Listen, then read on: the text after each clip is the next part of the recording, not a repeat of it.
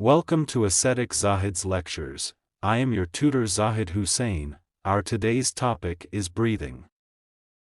The breathing mechanism involves the coordinated actions of muscles and structures within the respiratory system to draw air into the lungs, inhalation, and push it out, exhalation. Inhalation, diaphragm and intercostal muscles. When you inhale, the diaphragm, a dome-shaped muscle under the lungs, contracts and moves downward, increasing chest cavity volume.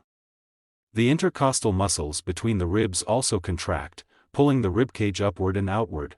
Pressure change. This increase in chest volume decreases the pressure inside the lungs compared to the outside atmosphere. Due to this pressure difference, air rushes into the lungs to balance the pressure.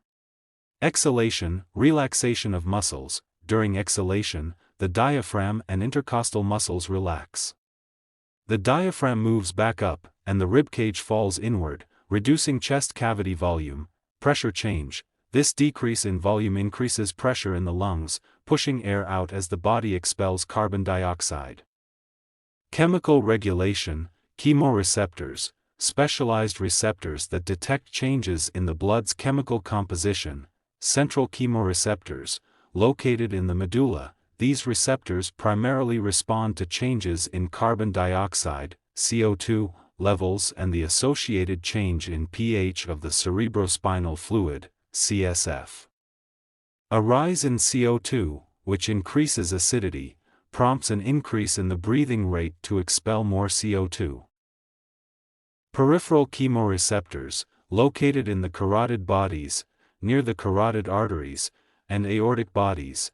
In the aortic arch, these receptors respond to low oxygen, O2, levels, high CO2, and pH changes in the blood.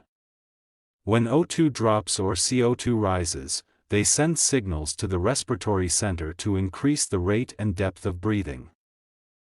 Nervous regulation. The respiratory control center in the brainstem has two main parts, the medulla oblongata and the pons, each with specific roles in managing breathing. Medulla oblongata, dorsal respiratory group, DRG, sets the basic breathing rhythm by sending signals for inhalation.